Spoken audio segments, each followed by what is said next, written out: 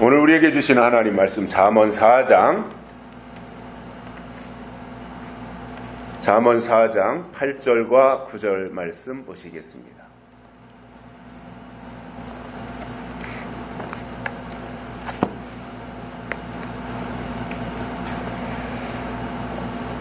그를 높이라. 그리하면 그가 너를 높이 들리라. 만일 그를 품으면 그가 너를 영화롭게 하리라. 그가 아름다운 관을 내 머리에 두겠고 영화로운 면류관을 내게 주리라 하였느니라. 아멘. 한 주간 동안 평안하셨습니까? 그동안 교회 화장실이 고장이 나서 6개월 정도 사용을 못했는데 지난주에 완벽하게 고쳤습니다. 작년 초가을 무렵에 화장실 배관이 고장난 것을 알았습니다. 그리고는 제가 좀 쉽게 수리를 할 수 있을 줄 알고 시도를 해봤습니다마는 원인을 찾을 수가 없었습니다. 어디에서 막혔는지 알 수가 없어서 하수구를 뚫어주는 전문가들을 2팀이나 불렀는데도 그 사람들도 해결을 하지 못하고 갔습니다. 그 후로 제가 이거는 화장실 변기 주위에서 간단하게 막힌 것이 아닌가 보다 이렇게 생각이 들어서 이제 이거는 배관의 어느 부분에서 막혔겠구나 생각을 하고 서산시청에다가 몇 차례 연락을 했는데 와서 보고는 이거는 교회에서 수리를 해야 된다라고 하는 답변만 하고 돌아갔습니다. 제가 생각할 때는 이건 교회의 문제가 아니라 서산시에서 약 10년쯤 전에 하수관거 사업을 했는데 BTL이라고 하는 정화조를 다 없애고 모든 서산시에서 발생하는 오폐수를 양대동에 있는 처리장으로 다 하수관으로 이동을 해서 거기서 일괄 처리하는 이러한 방식이 이제 BTL 방식인데 그동안 우리가 정화조를 가지고 사용을 할 때 아무 문제가 없었는데 BTL 사업을 한 이후에 잘 사용을 했는데 최근 들어서 문제가 생긴 것은 이거는 교회나 정화조의 문제가 아니라 시에서 시행했던 BTL의 문제라고 생각이 들어서 전문가들을 불러서 물어봤더니 이상하게 교회는 이제 시에서 만든 하수관 배관을 연결하는데 이 점검구가 있어야 되는데 그게 없다는 거예요.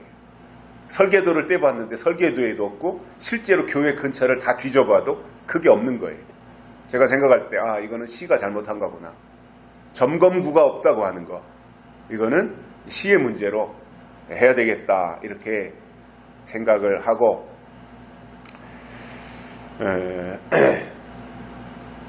그 사람들을 불렀는데 BTL 하는 사람들을 불렀는데 그 사람들도 한 4번인가 이렇게 왔었어요.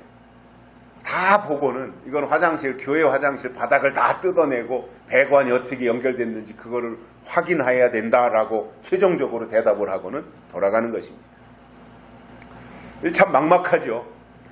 상수도가 안 돼도 참 어려운데 특히 화장실 하수가 제대로 처리가 안 된다고 하는 것은 참으로 막막한 상황입니다.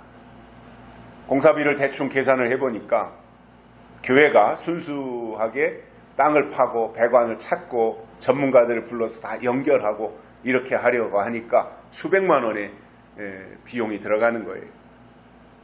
또 우리가 그렇게 할 수 있는 상황도 아니고 전전긍긍하면서 겨울이 되었습니다.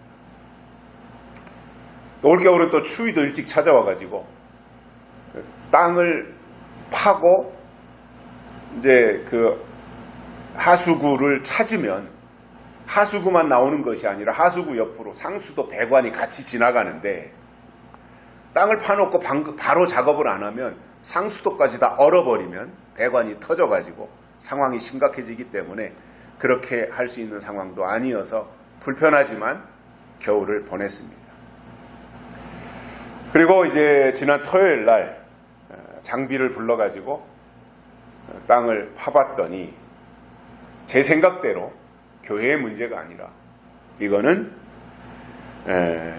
시에서 잘못한 것이 확인이 됐습니다. 그래서 제가 사진을 다 찍었어요. 그리고 서산뉴스 신문에다가 그 내용을 그대로 다 올렸어요.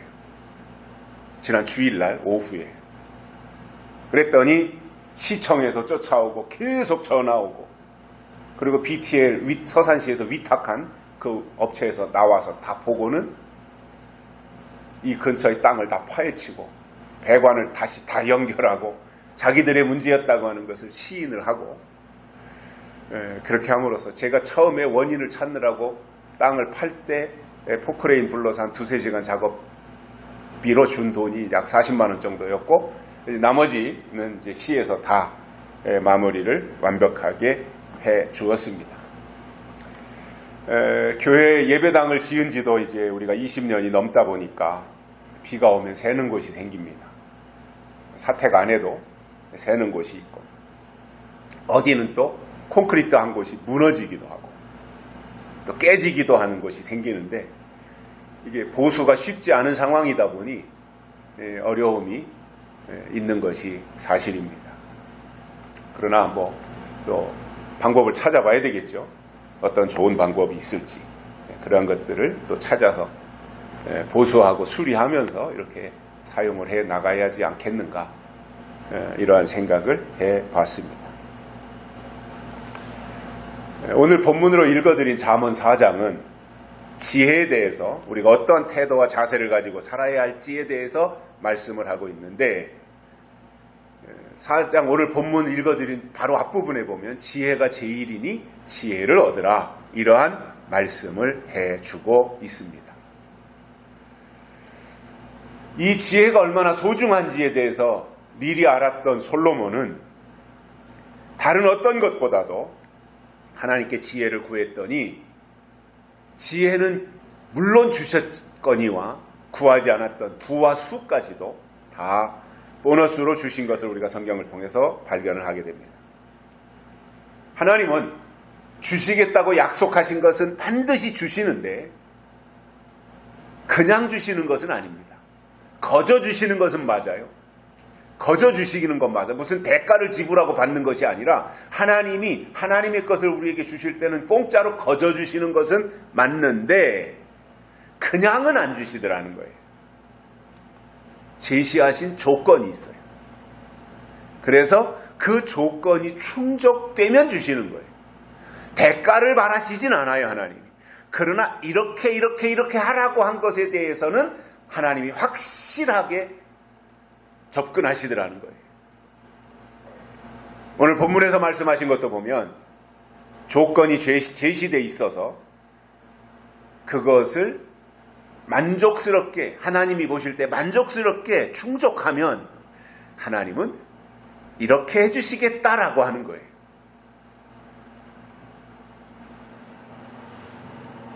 그래서 신앙생활을 잘한다고 하는 것은요, 저는 그렇게 생각이 들어요. 신앙생활을 잘한다고 하는 것은 막 통성기도 시키면 방방 뜨고 무슨 교회 무슨 일이 있으면 앞장서서 열심히 하고, 물론 그런 것도 필요하겠지만 그것보다 더 중요한 것이 있습니다. 그게 뭐냐면 하나님에 대한 건전한 지식을 가지고 하나님이 어떤 분이신지 알고, 그리고 하나님이 무엇을 지금 우리에게 원하시는지 그것에 대해서 깨닫고 그 조건을 충족하면 하나님이 주시겠다고 약속하신 것을 받을 수 있다는 것입니다.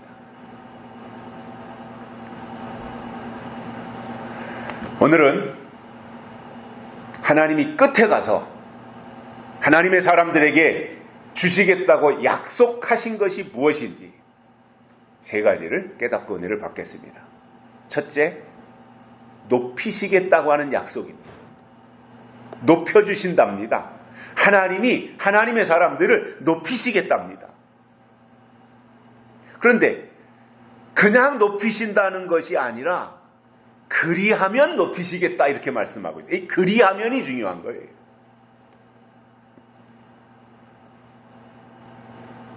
그래서 이 그리하면이 뭐냐를 알아야 될 거 아니에요. 그러니까 하나님이 알았어. 너 그냥 열심히 주일날이면 교회 가서 예배 참석하고 교회에서 뭐 할도리하고 직분 감당 잘하고 충성하고 헌신하면 내가 너를 높여줄게. 이것이 아니라 그리하면 높이신다라고 했으니 그리하면이 무엇인지 알아야 높아질 수 있지 않겠습니까?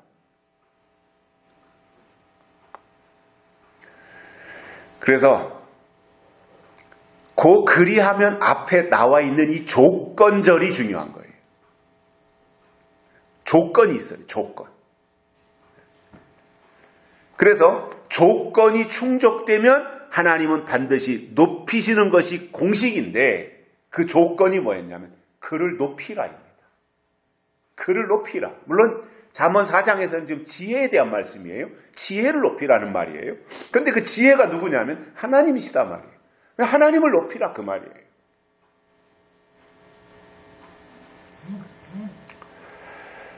그런데 높이는 방법이 있습니다. 하나님 영광 받으세요. 하나님 높임 받으세요. 하나님을 나는 지금도 이렇게 최선을 다해서 하나님을 높여드려요. 뭘 말로 이렇게 할 수도 있어요. 하나님을 높여드릴 수 있어요. 하나님을 존중할 수 있어요. 얼마든지 말로 할 수 있는데 말로 했다면 구체적으로 그 시대에 주신 하나님의 명령을 실천해야 되지 않겠습니까? 하나님이 무엇을 요구하시는지 무엇을 원하는지 알고 가야 되지 않겠습니까? 그래서 그게 뭐냐면 시대마다 주셨던 하나님의 법이 있지 않습니까? 구약에서는 할례로 하나님을 높였고 신약에서는 성령으로 하나님을 높였으며 계시록에서는 하나님이 인을 치셔서 높여주신다라는 겁니다. 그러니까 할례를 받음으로 하나님이 높이셨고 성령을 받음으로 또 하나님이 한 단계 더 높이셨고 마지막에 하나님의 인치심을 받음으로 높이시겠다 그 말인 겁니다. 이것이 그러므로 그 시대마다 할례 받으라 성령 받으라 인침을 받으라는 명령을 주셨을 때 그 명령을 그대로 받아들이고 수용하고 나가는 그 자세가 하나님을 최고로 높여드리는 일입니다. 명령을 모르는데 명령을 실천 안 하는데 어떻게 명령하신 그분을 높인다고 말할 수 있습니까? 하나님이 주신 명령이 뭔지도 모르는데 어떻게 하나님을 높여드려요? 하나님이 주신 명령을 내가 전혀 지금 수행하지 않는데 어떻게 하나님을 높여드린다고 말할 수 있습니까?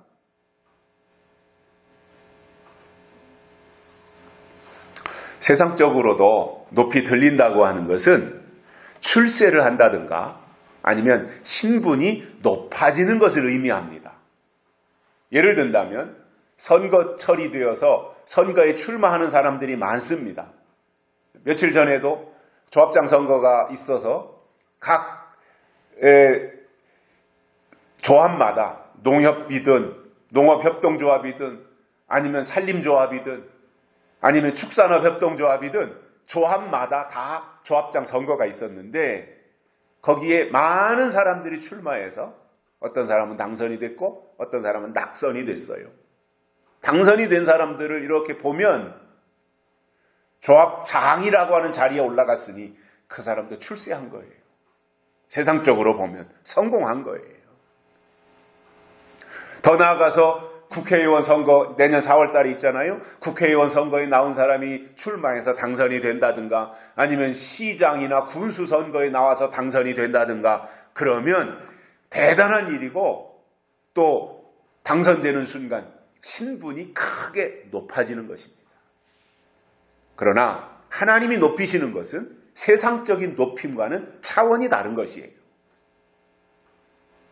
그래서 하나님을 믿는다면 하나님이 우리를 어떻게 높이실 것인지에 대해서 알아야 되는데 문제는 하나님이 우리를 높이실 것에 대해서는 관심이 없고 자꾸 세상으로 나아가서 세상적으로 높아지려고 하는데 문제가 있는 겁니다. 저는 세상 정치는 그렇다 쳐요. 원래 정치는 권모술수예요. 세상의 모든 정치 속에는 권모술수가 있어요. 정상적으로 이성적으로 하지 않아요. 이게 세상의 정치예요. 거기에 야망이 들어있고 속임수가 들어있고 이권이 개입되어 있고. 그래서 저는 물론 정치, 세상 정치 누군가는 해야 되지만 깨끗한 사람들이 했으면 좋겠다라고 하는 기대감이 있어요. 그런데 교회 안에도 세상 정치 이상의 정치 세력이 교단이라고 하는 이름으로 총회라고 하는 그 명분 하에서 이루어지는데, 세상 정치는 그래도 선거관리위원회가 철저하게 관리를 하기 때문에 그나마 감시가 되는데, 교회 정치는 그러한 감시기관이 형식적으로는 있지만 구체적으로 철저하게 감시되지 않다 보니 세상 정치보다도 더 못한 모습으로 정치가 치우쳐가고 있다라는 거예요. 왜 총회장이 그렇게 되려고 하면서 돈을 씁니까? 왜 총회 안에 어떠한 임원이 되기 위해서 선거 때가 되면 사람들에게 봉투를 나눠줍니까?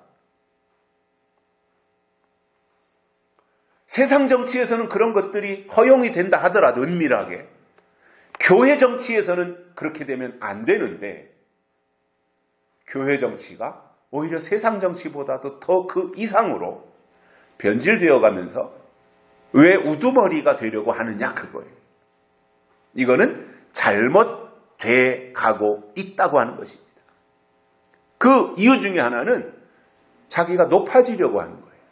스스로를 높이려고 하는 거예요. 자, 그러면 성경이 말씀하는 높아짐은 어떠한 것이냐면은 하나님이 요셉을 높이신 것과 같이, 또는 다니엘을 높이신 것과 같이 그러한 방법으로 하나님이 높이시는 그 높임을 설명하고 있습니다. 요셉을 보면 여러 가지 어려움들이 많이 있었지만 바로 왕의 꿈을 해몽함으로써 애굽의 총리로 높아진 것이 하나님의 방법이었습니다. 다니엘도 보면 다니엘서에 3번이나 해석을 해요. 다니엘이 3번이나. 느부갓네살 왕이 금신상에 대한 꿈을 꿨는데 잊어버리고 그것이 뭔지도 모르고 있을 때 다니엘이 그것을 찾아서 해몽해 주지 않습니까? 다니엘서 2장에 나와요. 그리고 땅 중앙에 있는 한 나무에 대한 환상을 봤는데 그게 뭔지 몰라요. 왕이, 느부갓네살이. 다니엘이 다시 불려가서 그 나무에 대한 환상을 해석을 해줘요. 그것이 다니엘서 4장에 나와요. 그리고 벨사살 왕에 대한 벽보의 시, 벽에 나타나서 글씨를 썼는데 메네메네 데겔 우바르신이라고 하는 글씨를 썼는데 그 뜻이 뭔지 몰라요. 다니엘이 그것에 대해서 또 해석을 해줌으로써 다니엘이 얼마나 높아졌는지 몰라요. 그 당시에 다니엘이 자주옷을 입었다고 설명을 하고 있고 금목걸이를 걸고 있었다고 말하고 있어요. 이거는 왕과 거의 방불한 모습이에요. 자주옷이라고 하는 것은 옛날에 빨간색하고 자주색 옷은 왕이 입는 왕의 옷이었어요. 그 왕의 색깔이에요. 평민들은 그런 색깔 옷을 입으면 안 되는 겁니다. 그 정도로 하나님이 높이셨던 겁니다. 오늘 본문에는 높아지는 방법이 나오고, 이것을 안다면 우리가 먼저 해야 할 일이 지혜를 높이는 것이고, 결국 하나님의 사람이라고 하는 말이 뭐냐면 하나님을 높여드리는 전문가들이 되는 것이다, 이 말입니다.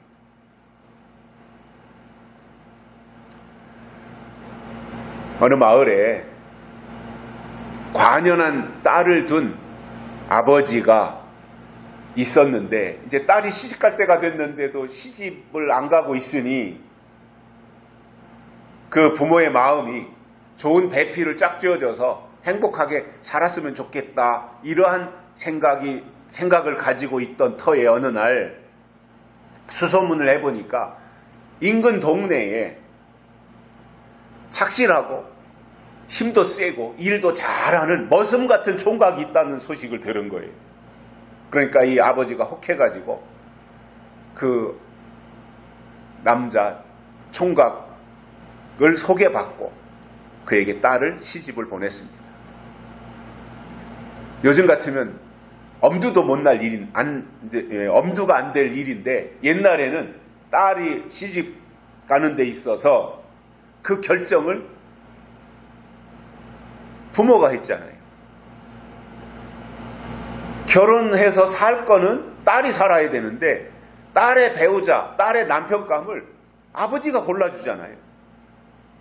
그러면 그대로 또 시집을 가서 살았던 것이 이제 과거의 결혼 풍습이었는데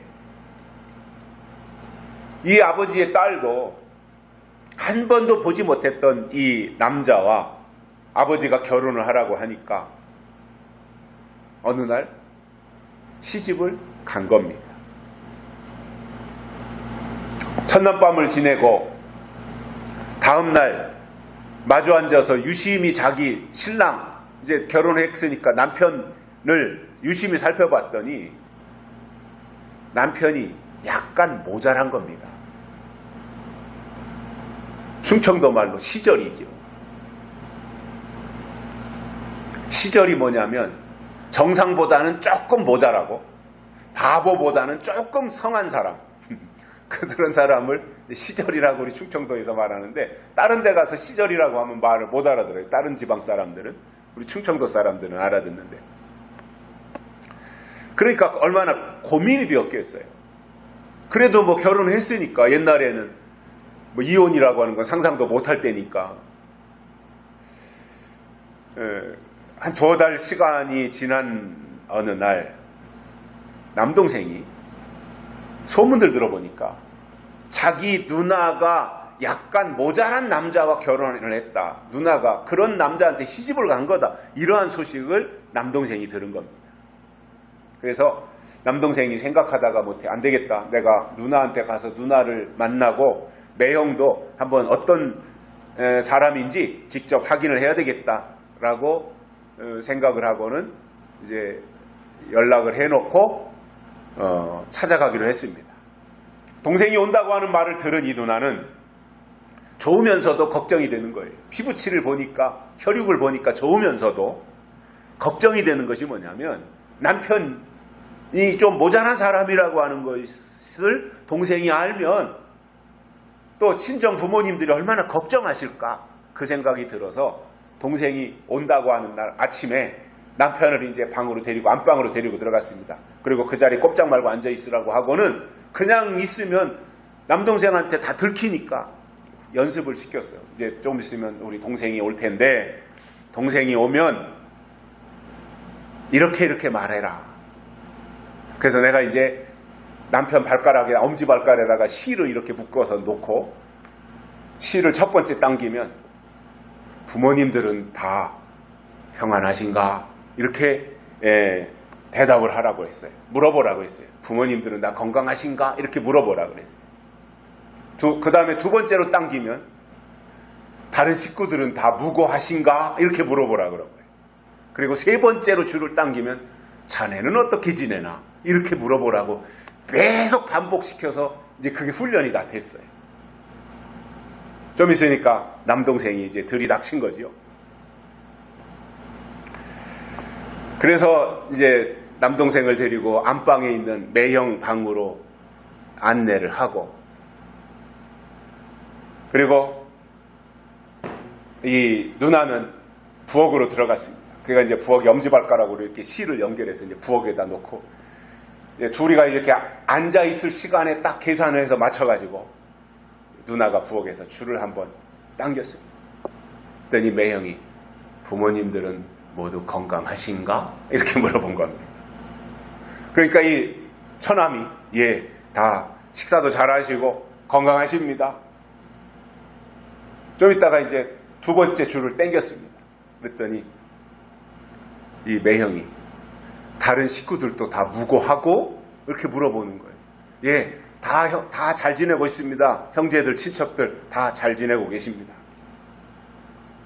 잠시 후에 누나가 세 번째 줄을 당기니까 자네는 어떻게 지내나? 이렇게 물어본 거예요.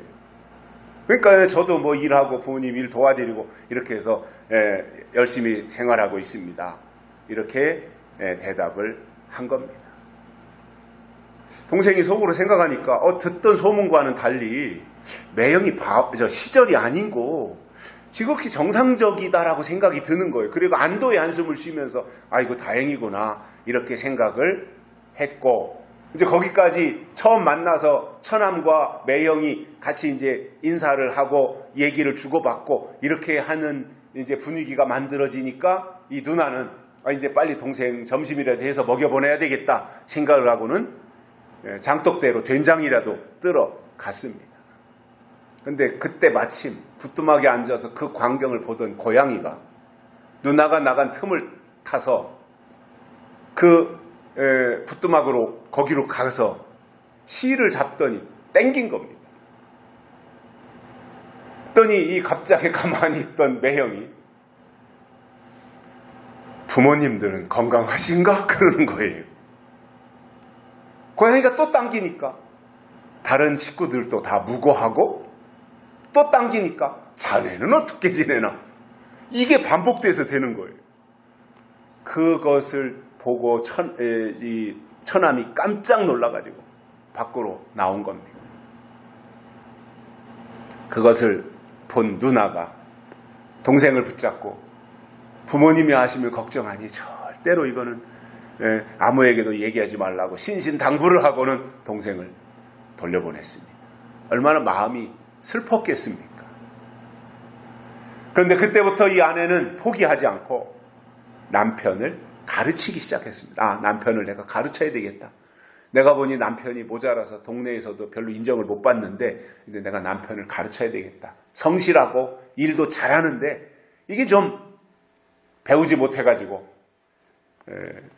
잘 모르니까 가르쳐야 되겠다 마음을 먹고는 글씨도 가르치고 말하는 법도 가르치고 이렇게 반복해서 했더니 몇 년이 지난 이후에는 그 동네에서 신망받는 사람이 되었다고 합니다.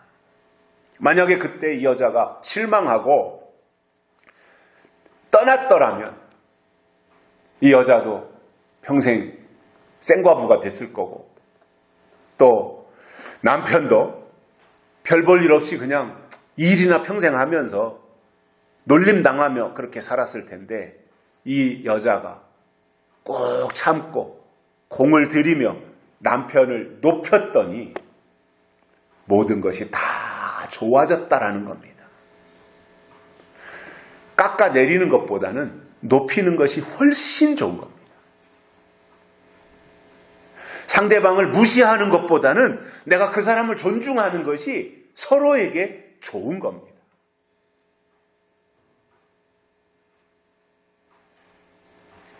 요즘은 하나님을 빙자해서 자기가 높아지려고 하는 사람들이 많이 있는데 저는 그 사람이야말로 진짜 모자란 사람이라고 생각을 합니다.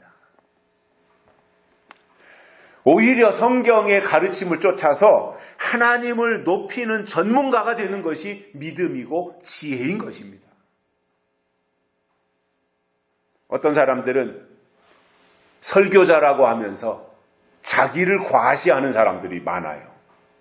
또 자기를 높이려고 하고 자기 스스로가 높아지려고 몸부림치지만 사실상 그런다고 그 사람이 높아지는 것은 절대로 아닙니다. 중요한 것이 뭐냐면 하나님의 하나님 되심을 알고 우리의 삶의 현장과 처한 여건 속에서 하나님을 최선을 다해서 높여드리면 때가 되면 하나님이 그를 높이시겠다고 하는 것이 성경의 약속인 것입니다. 그래서 우리는 프로라는 말을 하죠. 프로라고 하는 것이 운동선수들에게만 해당되는 것이 아니라 프로 축구선수다, 프로 야구선수다 이렇게 말을 하는데 프로라고 하는 것은 전문가라는 거예요. 실력을 갖춘 사람이라는 거거든요. 그렇다면 우리는 프로 선수는 아니지만 우리가 신앙의 테두리 안에서는 프로들이 되자 그거예요. 어떤 프로예요? 하나님을 높여드리는데 프로가 되자라는 거죠.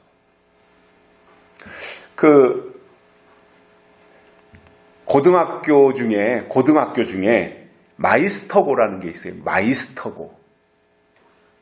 그래서 저는 처음에 이 마이스터고가 뭔가 그냥 처음에 그냥 유심히 듣다가 어느 날 사전을 찾아봤어요. 문득 생각이 떠올라서 이게 뭐지? 하고 마이스터 찾아보니까 그게 선생이라는 말도 있지만 전문가라고 하는 뜻이 있더라고요. 마이스터. 그러니까 마이스터 고등학교가 뭐냐면 뭐 제철이면 제철, 자동차면 자동차, 그 분야에 특화된 전문가들을 양성하는 고등학교다 그 말이에요. 우리는 하나님을 높여드리는 전문가가 되자는 겁니다. 두 번째로는 영화롭게 하신다는 약속입니다. 근데 어떻게 하면 영화롭게 하신다 그랬냐면 그를 품으면이에요. 이것도 조건이에요. 그래서 영화롭게 하신다고 하는 말의 사전적 의미를 찾아보니까 귀하게 되어서 이름이 세상에 빛난다라는 겁니다. 자, 그러면 허물과 죄로 죽었던 죄인이 예수님을 믿고 구원받은 것은 영화롭게 된 것입니다. 또 에덴 동산에서 선악과를 따먹고 쫓겨난 인간의 후예들이 하나님의 은혜로 잃어버린 에덴 동산을 회복하는 것도 영화롭게 되는 것입니다. 또한 땅의 것에 목숨 내걸고 살던 사람이 하늘의 소망을 두고 살면서 썩지 않을 몸을 입는 변화체가 되는 것도 영화롭게 되는 것입니다.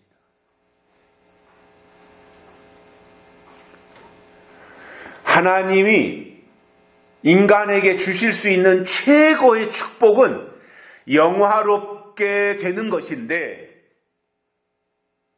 어리석은 사람들은 땅에다가 목숨을 걸고 땅의 것이 있으면 최고인 줄 알고 땅의 것을 위해 살다 보니 부동산은 가졌지만 돈은 벌었는지 모르지만 영화롭게 되는 것과는 거리가 점점 멀어지고 있는 것입니다.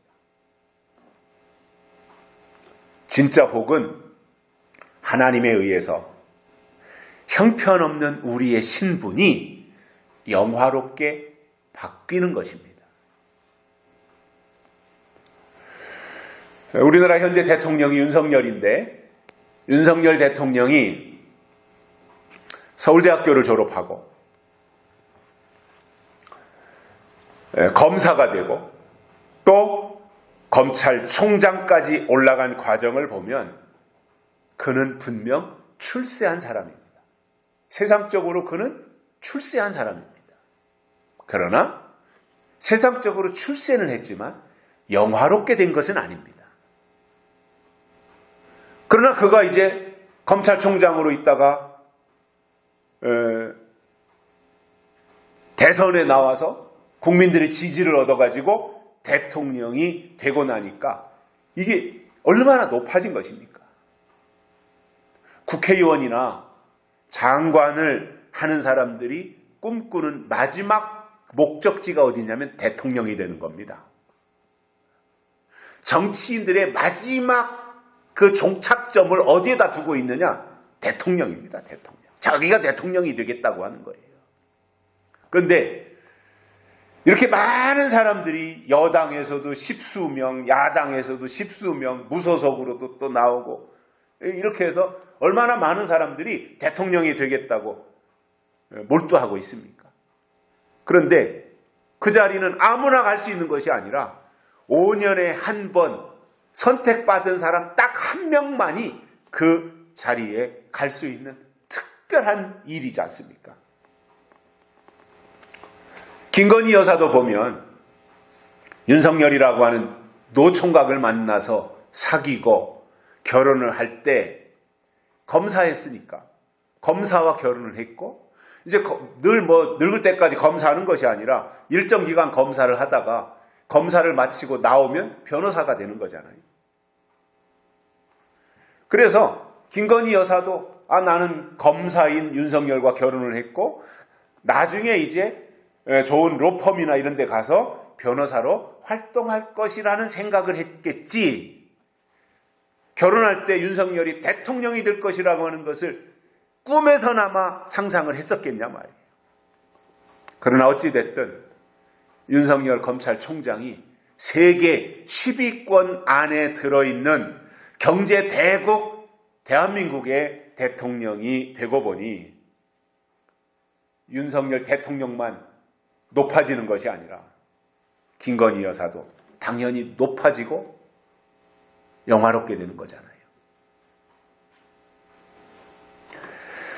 우리도 마찬가지라고 생각을 합니다. 우리가 내놓을 것 없고 가진 것 없고 뭐 누구에게 보여줄 것도 없지만 약속대로 예수님이 이 땅에 다시 오시면 그때 가서 재림신앙을 지키며 하나님의 약속을 끝까지 사수한 사람들을 하나님이 영화롭게 해주시겠다고 말씀하고 있습니다. 오늘 본문은 분명하게 그를 품으면 그가 너를 영화롭게 하리라 이렇게 말씀했습니다. 그러니까 그를 품는 게 중요한 거예요. 영화롭게 되는 게 중요한 거예요. 그건 결과니까 과정 속에서 내가 어떻게 이것을 부여잡고 거머쥐고 갈 것이냐라고 하는 것 속에서 그를 품는 이것이 훨씬 더 중요하다는 겁니다. 지식과 지혜는 차이가 있는데 지식은 세상에서 배움을 통해서 학문을 통해서 얻는 것이 지식이라면 지혜는 배움과 상관이 없이 위로부터 오는 것이 지혜입니다. 경험을 통해서 나오는 것이 지혜입니다. 그러니까 그 전에 이렇게 뭐 배울 수 있는 여건이 학교에 다닐 수 있는 여건이 안 돼서 학교 교육을 제대로 받지 못한 분들도 지혜가 뛰어난 분들, 지혜가 특출난 분들이 참 많이 있었어요. 근데 아무리 고등교육을 받았다고 할지라도 그래서 지식은 머릿속에 있는지 모르지만 지혜가 없는 사람들도 많이 경험해 봤어요. 그래서 저는 결론을 이렇게 내립니다. 지식을 우리가 이 땅에 살아가는데 지식도 필요하지만 상식도 필요하지만 그것보다 훨씬 더 중요한 것은 지혜라는 거예요.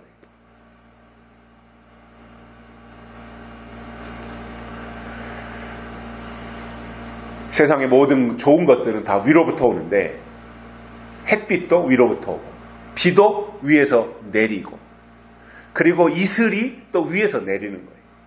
마찬가지로 성령도 위로부터, 은혜도 위로부터, 지혜도 말할 것도 없이 위로부터 하나님께로부터 임하는 것이다 그 말이에요. 그렇다면 우리가 땅에서 살지만 땅의 것만을 위해서 사는 사람들이 되지 말고 하늘에 소속을 둔 사람답게 하나님이 위로부터 내려주시는 신령한 것을 위해 살아야 정상이라는 말입니다. 그것이 하나님을 품은 사람들의 모습이라는 말입니다.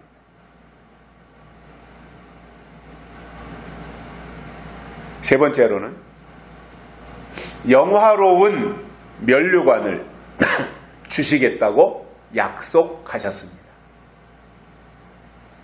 영화로운 면류관을 주시겠다. 어떻게 하면?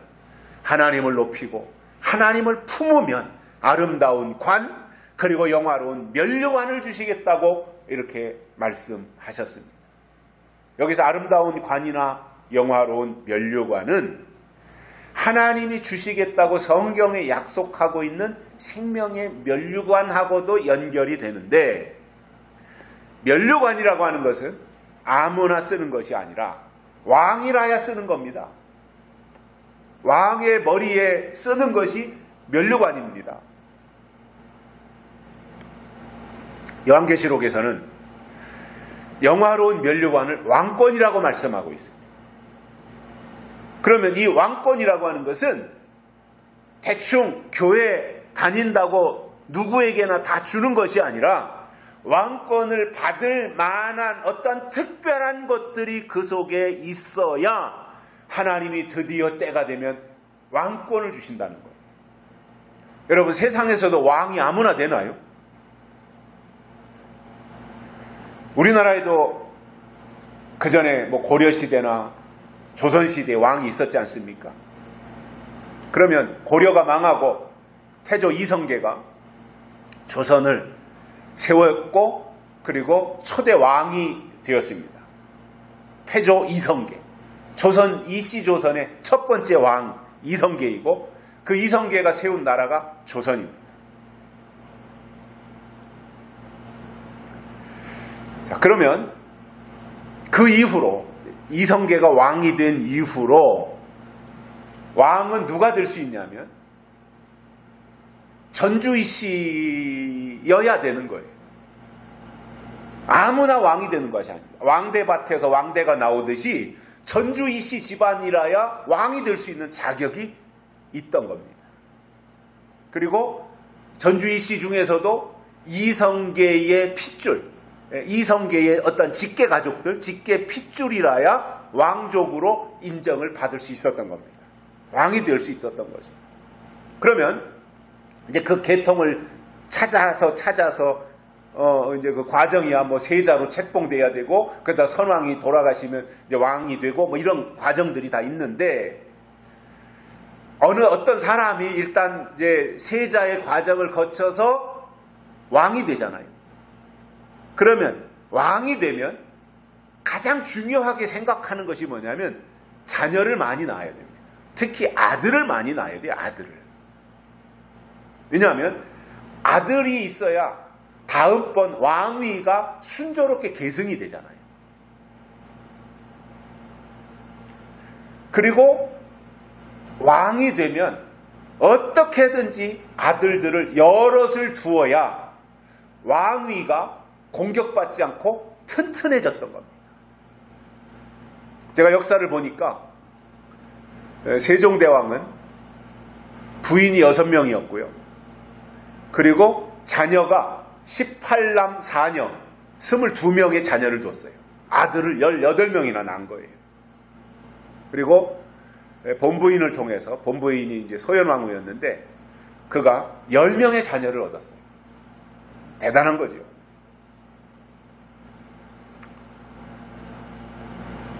왕은 어쩔 수 없습니다. 이게 뭐 주변에 간신들도 있고 왕위를 침탈하려고 노리는 세력들도 있고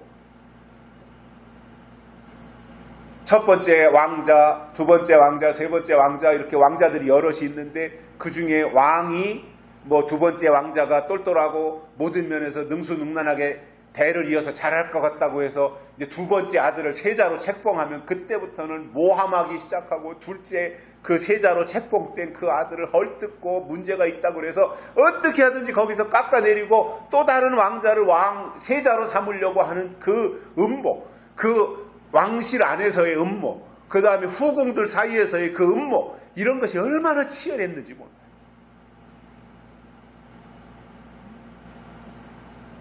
그럼에도 왕은 아들을 많이 낳아야 됩니다. 그래야 누가 감히 그 보위를 넘보지 못하는 거예요. 아들을 못 낳아 보십시오. 당장 이제 그 본부인 조광지처인 본부인하고 사이에서 아들을 낳지 못했다 그러면 대신들이 당장 후궁을 드리라고 요청을 하잖아요. 그래서 대를 이어야 된다라고 명분을 내세워서 그렇게 요청할 때 사실상 왕은 나라인데 왕위를 계승할 왕자가 없다고 하는 것은 나라의 존망이 달리는 문제라고 생각을 했기 때문에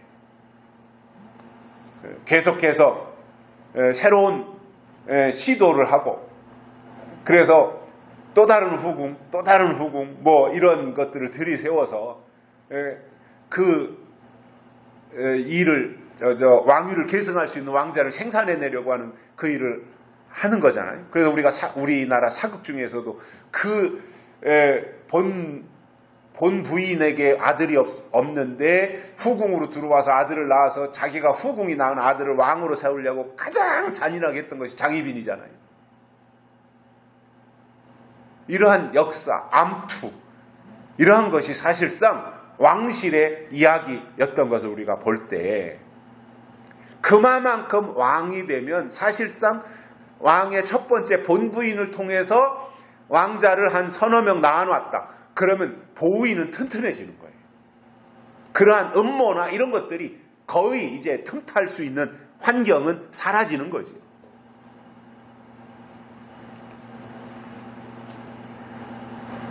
그러한 과정을 하나하나 거치면서 치열하지만 누군가가 이제 세자로 책봉됐다가 왕이 되면 대관식을 통해서 머리에 면류관을 쓰고 그때부터 왕 역할을 하는 것입니다. 요한계시록에 왕권이 나오는데 계시록 20장 4절에 보면 짐승의 표를 받지 않은 자들이 살아서 그리스도로 더불어 천년 동안 왕노릇하리라 그랬습니다. 왕노릇은 왕이라는 말입니다. 또 계시록 20장 6절에서 보면 하나님과 그리스도의 제사장이 되어 천년 동안 그리스도로 더불어 왕노릇하리라고 반복해서 강조했습니다. 분명히 계시록의 끝자락에 가서 20장에서는 천년왕국이 있고 천년왕국에서 천년 동안 왕노릇하는 왕이 있다라고 말씀을 해주고 있습니다. 우리가 지금 우리 대한민국 같은 경우는 왕정국가가 아니라 공화정이잖아요. 공화정. 국민이 주인인 공화국이잖아요. 왕정은 뭐예요? 왕이 그 나라의 주인이에요. 이씨조선하면 이씨성을 가진 이성계가 그 나라의 주인이에요. 그러나 우리가 이제 이씨조선이 다 무너지고 저는 그 일본 식민지 36년이 또 한편으로는 우리나라가 이렇게 발전할 수 있는 기틀이 된 것이다. 이렇게 생각도 해요. 물론 우리를 식민지로 삼았던 일제를 우리가 용서할 수는 없지만 그러나 긍정적인 면도 있다라는 거예요. 그래서 일본을 통해서 우리가 왕이 이제 그 이씨의 후손이 고종 황제 순종을 끝으로 그 아들들이 이제 왕이 못 되지 않습니까? 그리고 이승만 대통령이 들어서 대한민국 민주공화국이 들어섰잖아요. 근데 우리나라, 미국 이런 데는 이제 민주국가이면서 주권이 국민에게 있는 나라. 근데 유럽이나 이런 데 가보면 아직도 왕이 있는 나라들이 있어요. 일본도 왕이 있지 않습니까?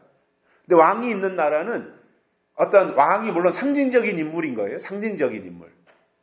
그리고 그 왕 밑에서 총리 대신 수상이죠. 수상. 국무총리가 수상이 이제 대통령 역할을 하는 그러한 나라들인데 사실상 옛날로 보면 왕정이라고 하는 것은 국민에게 주권이 없는 왕에 속한 백성, 국민이 아니라 백성인 거죠. 이런 정도였는데 우리나라가 그래도 이렇게 민주주의가 되어서 사실상 대한민국이라는 나라가 이 동쪽의 작은 나라이고 아주 못 살던 가난한 나라였는데도 개화의 바람이 들어와서 민주주의가 됐고 사실상 유럽이라는 나라가 우리나라보다 훨씬 앞장섰고 민주적이고 발전했음에도 유럽이라는 나라가 여자에게 투표권을 준 것이 얼마 안 돼요. 근데 우리나라보다 오히려 유럽이 더 늦어요. 우리나라는 이미 일찍이 남녀 평등 속에서 여자들에게 참정권이 제공이 되었는데 유럽은 남자들 전유물로 있다가 참정권이 여자에게 주어진 것이 그다지 길지 않습니다. 우리나라가 더 빠릅니다.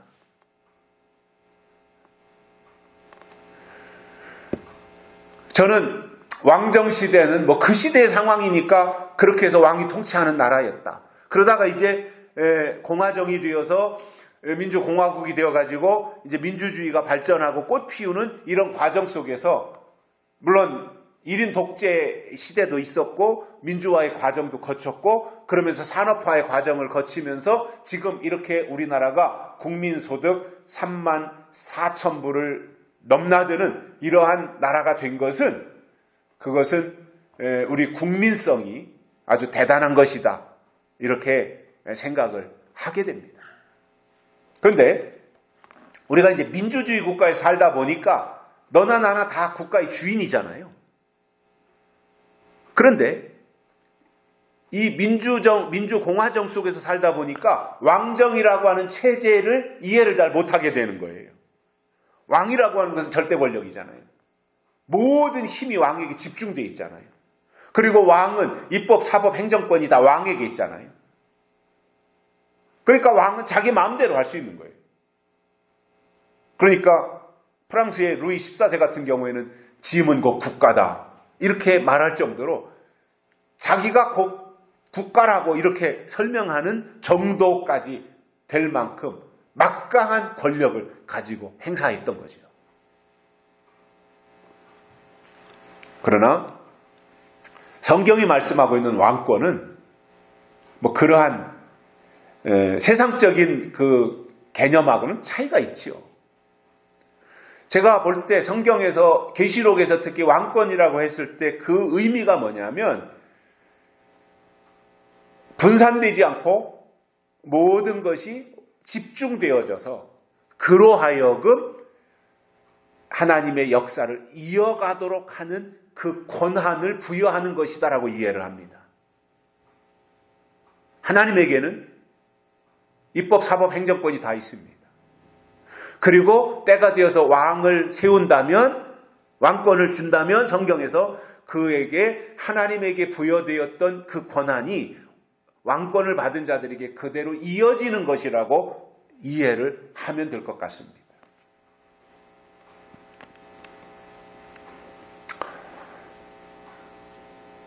그 세상의 왕들은 자기 마음대로 하지만 북한의 김정은이 같은 경우도 자기 마음대로 다 하지만 성경에서의 왕권은 자기 마음대로 한다라고 하는 개념은 절대로 아닌 겁니다. 하나님의 뜻대로 온전하게 한다라고 하는 의미로 우리가 접근을 해야 될 겁니다. 자, 그러면 잠언 4장은 지혜에 대한 말씀인데 지혜를 이처럼 최고로 높일 때 지혜가 나를 높이 들어 올린다는 말이고 지혜를 진정으로 품고 내가 그 지혜를 사랑할 때 그가 나를 영화롭게 한다라는 거예요. 그러므로 우리가 이때 이 세상에서 살면서 할 수 있는 최고의 일은 지혜를 최상급에 올려놓고 그 지혜의 가르침에 따라서 살아가는 자들에게 하나님은 세상이 줄 수 없는 세상의 그 어떤 가치보다도 우월한 영원한 생명과 하늘의 영광을 그에게 선물로 주시겠다는 약속인 것입니다. 그러므로 우리는 그를 높이고 그를 품고 살자 그겁니다. 나를 위해서가 아니라 하나님 그분을 위해서 그 역할을 우리가 감당하자 말입니다.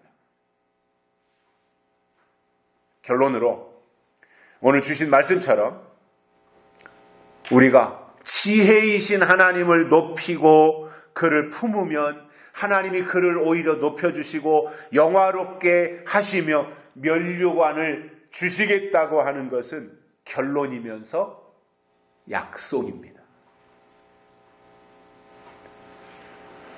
신앙생활을 오래 하고 나이를 먹다 보니까 신앙생활 타성에 젖는 경우가 있고 또 매너리즘에 빠져 감격이 식어지는 안타까움도 있습니다, 사실.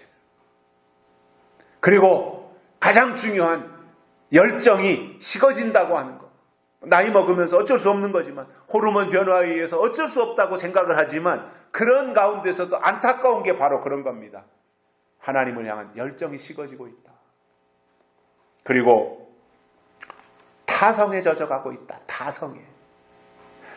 뭔가 새로운 것에 대한 도전이 있고 새로운 것을 바라보고 기대감도 있고 이렇게 되어야 되는데 그냥 현실에 만족하고 가려고 하는 이러한 상황들이 안타깝지만 오늘 우리가 잠언 4장에서 주시는 말씀을 통해서 다시 한번 우리가 하나님이 주신 약속을 견고하게 붙잡고 하나님을 최고로 높이고 그리고 그 하나님을 품는 일에 전문가들이 되시기를 주의 이름으로 축복합니다. 살아계신 하나님 감사합니다. 오늘도 우리를 불러주시고 하나님의 말씀을 듣게 해주셔서 감사를 드립니다.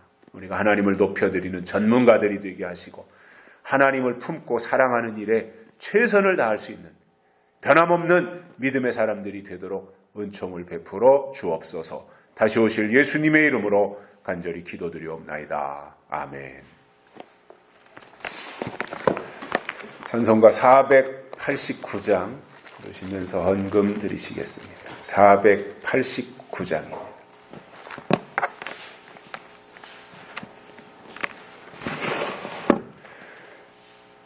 세상 모든 풍파 너를 흔들어 약한 마음 낙심하게 될 때에 내려주신 주의 복을 세워라.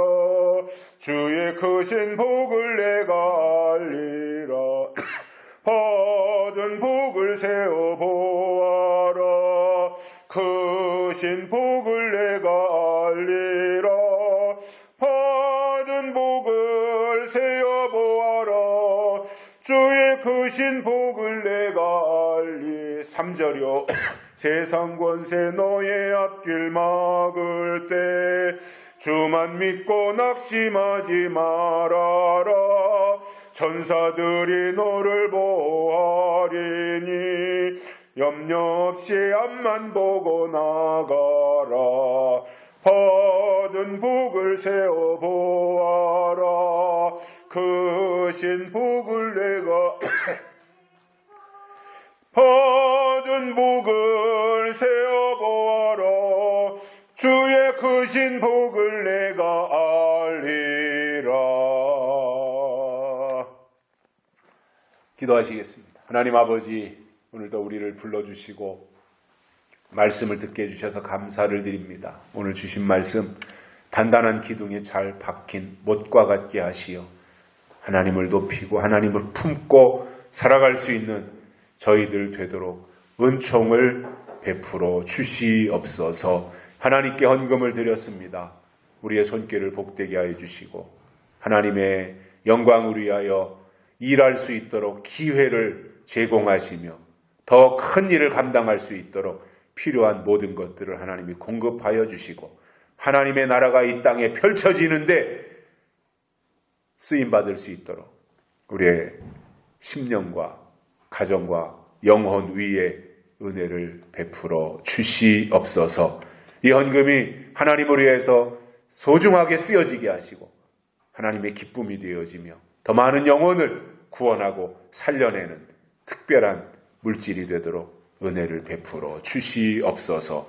이제는 충성된 증인으로 죽은 자들 가운데서 먼저 나시고 땅의 임금들의 머리 되신 우리 주 예수 그리스도의 은혜와 죄에서 우리를 해방하시고 나라와 제사장으로 삼으시는 하나님 우리 아버지의 극진하신 사랑하심과 우리를 진리 가운데로 인도하시고 예언의 말씀을 통해서 장래 일을 알게 하시는 성령님의 감화 교통 위로 내주 충만하시며 오늘도 하나님 앞에 나온 말씀을 듣고 이 말씀이 이유가 되어서 하나님을 높이고 품고 살아가기를 원하는 사랑하는 종들의 머리 위에와 가정과 자녀들과 기도하는 모든 제목 위에 이제로부터 영원토록 함께 있을지어다. 아멘.